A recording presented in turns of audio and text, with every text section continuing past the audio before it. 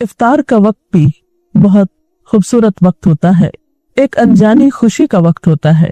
नबी अकरम सल्लल्लाहु अलैहि वसल्लम ने इसके बारे में फरमाया, लिस्साइम फरहतान यफरहुमा इज़ा अफ्तरा फरिह बिफत्रिही व इज़ा लक़िया रब्बहु फरिह बिसौमिही।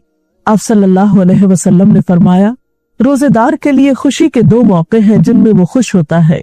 जब वो रोजा इफ्तार करता है तो अपना रोजा खोलने से खुश होता है, और जब वो अपने रब से मुलाकात करेगा तो अपने रोजे से खुश होगा, यानी उसका अजर सवाब सामने पाकर। तो बात यह है कि इफ्तार का ये वक्त निहायत अहम वक्त है। ये वक्त कब शुरू होता है? कुरान पाक में अल्लाह सुब्हानहू तआला फरमाते हैं, सुम्मा अतिम्मु सियाम इलल लैल, फिर पूरा करो रोजे को रात तक। गोया जब रात का आगाज हो जाए, रात शुरू हो जाए, सूरज गुरूब हो जाए, तो वो रोजेदार के रोजे इफ्तार करने का वक्त होता है। गुरूब आफ्ताब रोजा इफ्तार करने की शर्त है, उससे पहले रोजा इफ्तार नहीं किया जा सकता। बुखारी और मुस्लिम की एक रिवायत के मुताबिक क़ाल रसूलुल्लाह सल्लल्लाहु अलैहि वसल्लम, इज़ा अक़बल अल-लैलु मिन हाहुना व अदबर अन-नहारु मिन हाहुना व ग़रबत अश-शम्सु फ़क़द अफ़्तर अस-साइम। आप सल्लल्लाहु अलैहि वसल्लम ने फरमाया, जब रात आ जाए, दिन चला जाए और सूरज गुरूब हो जाए तो रोजादार रोजा खोल ले। गोया दिन का जाना और रात का आना वो वक्त है जब रोजा इफ्तार किया जाता है। ये भी याद रहे कि रोजा इफ्तार करने में जल्दी करना मसनून है।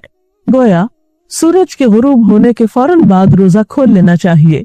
हजरत अनस रज़ियल्लाहु ताला अन्हु फरमाते हैं कि इन्ना नबी सल्लल्लाहु अलैहि वसल्लम लम यकुन लियुसल्ली अल-मग़रिब हत्ता युफ्तिरा वलो अला शरबत माइन, कि आप सल्लल्लाहु अलैहि वसल्लम इफ्तार किए बगैर मगरिब की नमाज नहीं पढ़ते थे, चाहे एक घूंट पानी से इफ्तार करते। गोया इससे ये भी पता चलता है कि इफ्तार का वक्त मगरिब की नमाज से पहले का है, यानी नमाज नहीं पढ़नी चाहिए जब तक कि इफ्तारी न कर ली जाए।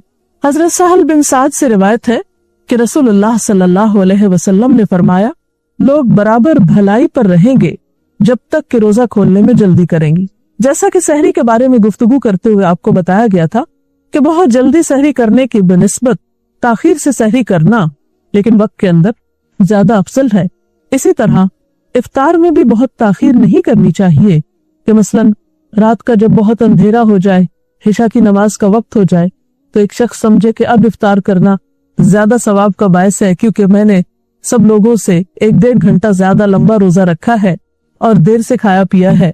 तो ऐसा करना कुछ सवाब का बायस न होगा, बल्कि उल्टा सुन्नत रसूल सल्लल्लाहु अलैहि वसल्लम की मुखालफत होगी। तो आपने फरमाया कि लोग भलाई पर रहेंगे जब तक कि इफ्तार में जल्दी करेंगे, गोया एतदाल में रहेंगे। तो इससे ये पता चलता है कि हमारा दीन हमें हर मामले में एतदाल का सबक देता है। इंतहा पसंदी हमारे दीन का हिस्सा नहीं है। एक और हदीस के मुताबिक वो लोग अल्लाह के महबूब बंदे होते हैं जो इफ्तार करने में जल्दी करते हैं। अन अबी हुरैरा क़ाल क़ाल रसूलुल्लाह सल्लल्लाहु अलैहि वसल्लम क़ाल अल्लाहु अज़्ज़ा व जल्ल अहब्बु इबादी इलैया अजलुहुम फ़ित्रन, कि अल्लाह ताला फरमाते हैं, मुझे मेरे बंदों में सबसे ज्यादा महबूब वो हैं जो इनमें से इफ्तार में जल्दी करने वाले हैं। गोया अल्लाह ताला की इताअत करने में देर न करना, जब हुक्म आ जाए तो फिर पसोपेश न करना अल्लाह ताला को पसंद है। फिर इसी तरह हम देखते हैं हजरत अनस रज़ियल्लाहु ताला अन्हु से रिवायत है, और आप जानते हैं कि हजरत अनस रज़ियल्लाहु ताला अन्हु हुजूर अकरम सल्लल्लाहु अलैहि वसल्लम की खिदमत में 10 साल तक रहे। वो कहते हैं कि आप सल्लल्लाहु अलैहि वसल्लम नमाज मगरिब से पहले ताजा खजूरों से रोजा इफ्तार फरमाते। अगर ताजा खजूरें न होती तो खुश्क खजूरों से इफ्तार फरमाते। अगर खुश्क खजूरें न होती तो चंद घूंट पानी से ही इफ्तार फरमा लेते। तो इससे पता चलता है कि दूसरी चीजों के निस्बत खजूर से रोजा इफ्तार करना आपको ज्यादा पसंद था। वह आपकी सुन्नत और आपकी पसंदीदा चीज खजूर से रोजा इफ्तार करना है, और खजूरों में भी ताजा खजूर। लेकिन जरूरी नहीं कि हर शख्स के पास खजूरें हों, और ये भी जरूरी नहीं कि ताजा खजूरें हों। तो अगर मयस्सर हो, मुमकिन हो, तो ऐसा करना ज्यादा बेहतर है। और अगर ये चीज मयस्सर न हो तो उसके बाद पानी पीना ज्यादा बेहतर है, क्योंकि पानी पाक करने वाली चीज है। इफ्तारी के सिलसिले में एक और बात का हम सबको ख्याल रखना चाहिए कि ये वक्त भी दुआओं की कबूलियत का वक्त है। जैसे सहरी के सिलसिले में आपको बताया गया था कि वो वक्त जिक्र इलाही का वक्त है, दुआओं की कबूलियत का वक्त है, इसी तरह इफ्तार का वक्त भी दुआओं की कबूलियत का वक्त है। इस सिलसिले में हम देखते हैं कि आप सल्लल्लाहु अलैहि वसल्लम ने फरमाया, सलासु दअवातिन ला तुरद्दु दअवतुल वालिदी व दअवतुस साइमी व दअवतुल मुसाफिरी, कि 3 आदमियों की दुआ रद्द नहीं की जाती, बाप की दुआ, रोजादार की दुआ और मुसाफिर की दुआ। तो गया इंसान इन तीनों हालतों से फायदा उठा सकता है। वालिदैन को अपने बच्चों के लिए खुसूसी दुआएं करनी चाहिए। इसी तरह रोजादार इफ्तार के वक्त खास तौर पर दुआ करे, दिन में भी दुआ कर सकता है लेकिन खुसूसन इफ्तार के वक्त। और इसी तरह मुसाफिर भी आम दिनों की निस्बत सफर की हालत में अल्लाह ताला के ज्यादा करीब होता है, इसलिए उसको इस मौके से भी फायदा उठाना चाहिए। इफ्तारी के लिए आप सल्लल्लाहु अलैहि वसल्लम ने खुद भी दुआ सिखाई है। अन इब्न उमर क़ाल कान नबी सल्लल्लाहु अलैहि वसल्लम इज़ा अफ्तर क़ाल ज़हब अज़्ज़मअ वब्तल्लत अल-उरूक़ व सबत अल-अज्र इंशाअल्लाह, जिसका तर्जुमा है प्यास खत्म हो गई, रगे तर हो गई और रोजे का सवाब पक्का हो गया इंशाअल्लाह। इसी तरह इफ्तार की कुछ और दुआएं भी आपने सिखाई। हजरत मुआज़ बिन ज़ुहरा से रिवायत है कि नबी सल्लल्लाहु अलैहि वसल्लम जब रोजा इफ्तार करते तो फरमाते, अल्लाहुम्मा लक सुम्तु व अला रिज़्क़िका अफ्तरतु। इसका तर्जुमा है, ए अल्लाह, तेरे ही लिए मैंने रोजा रखा और तेरे ही रिस्क पर मैंने इफ्तार किया। जैसा कि आप जानते हैं कि इफ्तार करना और इफ्तार में जल्दी करना बाबरकत है। इसी तरह इफ्तारी के वक्त भी दूसरों की गमगुसारी और दूसरों की दिलजोई और दूसरों के हुकूक का लिहाज रखना बहुत जरूरी है। इसीलिए हम देखते हैं कि नबी अकरम सल्लल्लाहु अलैहि वसल्लम ने रोजेदार के रोजे को इफ्तार कराने की भी तरगीब दिलाई है। हदीस में आता है कि जिसने रोजादार को रोजा इफ्तार कराया उसे भी उतना ही अजर मिलेगा जितना अजर रोजादार के लिए होगा, और रोजादार के अजर से कोई चीज कम न की जाएगी। तो इससे पता चलता है कि अगर एक इंसान दूसरों के रोजे इफ्तार कराने का एहतमाम करता है तो वो एक बहुत बड़े अजर को समेटता है। और इसमें भी फिर बात यह है कि किस चीज से किसी का रोजा इफ्तार कराया जाए।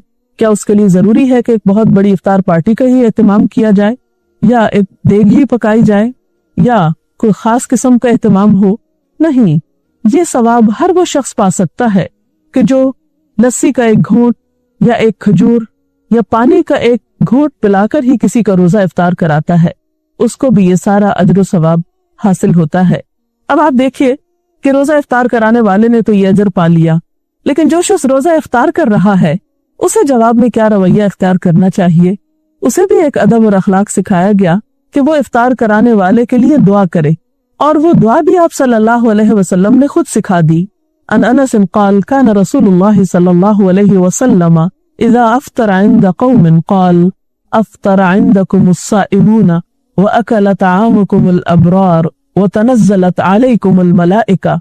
हज़रत अनस रिवायत करते हैं कि नबी सल्लल्लाहु अलैहि वसल्लम जब किसी के यहाँ रोजा इफ्तार फरमाते तो उनको ये दुआ दिया करते थे, अफ्तरा इंदकुमुस साइमून व अकल तआमुकुमुल अबरार व तनज़्ज़लत अलैकुमुल मलाइका, जिसका तर्जुमा है, रोजादार तुम्हारे यहाँ रोजा इफ्तार करते रहें, नेक लोग तुम्हारा खाना खाते रहें और फरिश्ते तुम्हारे यहाँ नाजिल होते रहें। तो गोया इससे ये पता चलता है कि इस मौके पर दूसरे का दिल खुश करना और उसके लिए अच्छी अच्छी दुआएं करना एक बेहतरीन अमल है। तो आज की गुफ्तगू का खुलासा ये है कि रोजा मुकम्मल करके इफ्तार करना चाहिए, इफ्तार में जल्दी करनी चाहिए। इफ्तार के लिए अफजल चीज खजूर और पानी है। इफ्तारी के वक्त दुआएं करनी चाहिए और मसनून दुआ याद कर लेनी चाहिए, अगर याद ना हो तो लिखी हुई सामने रखकर पढ़ लेनी चाहिए। इसी तरह दूसरों का रोजा इफ्तार कराने का भी एहतमाम करना चाहिए, लेकिन इस मामले में भी इत्तेदाल की जरूरत है। ऐसा न हो कि इस एहतमाम में पढ़कर इंसान अपनी मगरिब की नमाज भी खो दे या तरावी के लिए हिम्मत हार बैठे। हमारा दीन इत्तेदाल का दीन है, उसमें एक तरफ अल्लाह के हुकूक हैं और दूसरी तरफ बंदों के हैं, और दोनों ही अपनी जगह बहुत अहम है। अगर इस सिलसिले में आपका कोई सवाल हो तो आप कर सकते हैं। अभी हमने आपकी गुफ्तगू में सुना कि इफ्तारी का वक्त जो है वो दुआओं की कबूलियत का टाइम है, लेकिन आमतौर पे हमारे घरानों में देखा गया है कि इस वक्त इफ्तारी की तैयारी में ज्यादा ध्यान होता है اور دعاؤں کی طرف جو ہے وہ دھیان کم ہوتا ہے. تو اس چیز کو کیسے امپروو کیا جا سکتا؟ جی شکریہ. افطار کا وقت سحری کے وقت کی طرح ایک بہت بہترین وقت ہوتا ہے، دعاؤں کی قبولیت کا وقت ہوتا ہے، اور عام طور پر دیکھا گیا ہے کہ افطاری کی تیاری میں اتنا وقت لگ جاتا ہے کہ دعا کرنا بھی بھول جاتے ہیں، اور آخری وقت تک کچھ نہ کچھ پکایا جاتا رہتا ہے یا لگایا جاتا ہے، اور اسی میں سارا وقت گزر جاتا ہے.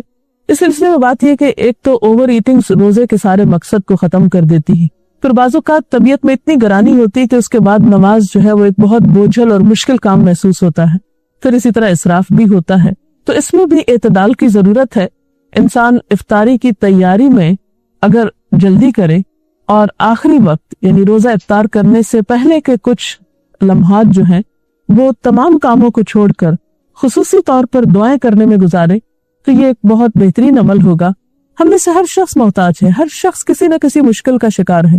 ہم بعض اوقات دوسروں سے کہتے ہیں کہ آپ ہمارے لیے دعا کریں، وہ بھی ایک اچھی بات ہے، کروا سکتے ہیں دوسروں سے دعا، لیکن جب ہمارے اپنے پاس ایک وقت ہوتا ہے دعا کرنے کا، ہمیں اللہ تعالیٰ خود موقع دے رہے ہیں، اور انسان خود اپنے لیے جیسی دعا کر سکتا ہے سنجیدگی کے ساتھ، اخلاص کے ساتھ، آہوزاری کے ساتھ، وہ کوئی دوسرا کیسے کر سکتا ہے. اور پھر جب اللہ تعالیٰ ہمیں ایسے مواقع دے رہے ہیں کہ جب وہ خود بتاتے ہیں کہ یہ قبولیت کا وقت ہے، مانگو مجھ سے، ان مواقع کو بھی ہم ادھر ادھر کی چیزوں میں گوا دیتے ہیں تو یہ ہمارے لیے باعث حسرت ہو سکتا ہے. اس لیے ان اوقات کو آپ بہترین طریقے سے استعمال کریں. مثلاً آپ کیا کریں کہ اگر آپ کسی کے ہاں افطار کر رہے ہیں یا اپنے گھر میں افطار کر رہے ہیں تو افطاری سے پہلے جو بھی میسر ہو وہ قریب رکھ لیا جائے، اور پھر یکسو ہو کر اللہ تعالیٰ سے مناجات کی جائے، ذکر کیا جائے، دعا کی جائے، اور پھر جب وقت آ جائے تو اس وقت افطار کر لی جائے، اور پھر نماز مغرب میں جلدی کی جائے. ایسا نہ ہو کہ ہم افطار کرنے میں اتنی تاخیر کریں کہ نماز کا وقت بہت لیٹ ہو جائے، کیونکہ نماز کا افضل وقت زیادہ بہتر ہے نماز کی ادائیگی کے لیے اجر و ثواب کے اعتبار سے، تو اس کا اہتمام بھی رہے. اور پھر بعد میں اگر کھانا کھا رہے ہیں تو اتنا زیادہ پیٹ بھر کے کھانا نہ کھائیں کہ عشاء کی نماز اور تراویح میں مشکل ہو. تو ان چند باتوں کا دھیان رکھنا بے حد ضروری ہے. السلام علیکم. میرا سوال ہے کہ بادلوں کی وجہ سے کبھی کبھی سورج چھپ جاتا ہے، ایسا لگتا ہے جیسے غروب ہو گیا ہے، اور ہم اگر روزہ کھول لیتے ہیں تو کیا وہ ہو جائے گا؟ وقت سے پہلے روزہ افطار کر لیا جائے تو اس سے روزہ نہیں ہوتا، اس روزے کو آپ کو دہرانا ہوگا. کوئی اور سوال؟ افطار پارٹی کے متعلق قرآن کی روشنی میں کیا دلیل ہے؟ اس میں کوئی شک نہیں کہ مل کر کھانے میں برکت ہوتی ہے، یا افطار کے موقع پر آپ خود افطار اکیلے کرنے کی بجائے کسی دوسرے کو بھی شریک کر سکتے ہیں، دوستوں کو، عزیزوں کو، رشتہ داروں کو. لیکن عام طور پر اس میں بھی ہم حد اعتدال سے بڑھ جاتے ہیں. بعض اوقات صرف امیر لوگوں کو اس میں دعوت دیتے ہیں، یا صرف اپنے خاندان کے چند مخصوص لوگوں کو دعوت دیتے ہیں، اور غریبوں کو اس موقع پر بلا دیا جاتا ہے. جبکہ رمضان کا مہینہ تو ہے ہی شہر المواسات، ایک دوسرے کی غم گساری کرنے کا مہینہ ہے، ایک دوسرے کی ہمدردی کا مہینہ ہے. تو اس معاملے میں جہاں آپ اپنے رشتہ داروں کو یاد رکھیں، دوستوں کو یاد رکھیں، اپنے ساتھ کام کاج میں شریک لوگوں کو یاد رکھیں، یا کسی بھی طرح جاننے والوں کو، وہاں ان لوگوں کو بھی ضرور یاد رکھیں کہ جو نہ آپ کے رشتہ دار ہیں، نہ دوست ہیں، نہ تعلق دار ہیں، لیکن وہ آپ کی افطار کے کہیں زیادہ مستحق ہیں، اور ان کے دل سے نکلی ہوئی دعائیں آپ کے لیے کہیں زیادہ فائدہ مند ہو سکتی ہیں. تو اس معاملے میں بھی ہمیں دیکھنا چاہیے. حضرت ابراہیم علیہ السلام اپنے کھانے میں ضرور کسی کو شریک کیا کرتے تھے، انبیاء کی سنت یہی ہے. آپ صلی اللہ علیہ وسلم بھی اس معاملے میں دوسروں کا خیال رکھا کرتے تھے. تو افطار پارٹی کی جا سکتی ہے، لیکن حد اعتدال کے اندر، جس سے دوسرے فرائض متاثر نہ ہو. صحابہ کرام کا عام طور پر رجحان یہ ہوتا تھا کہ رمضان میں ایک دوسرے سے اجنبی ہو جایا کرتے تھے.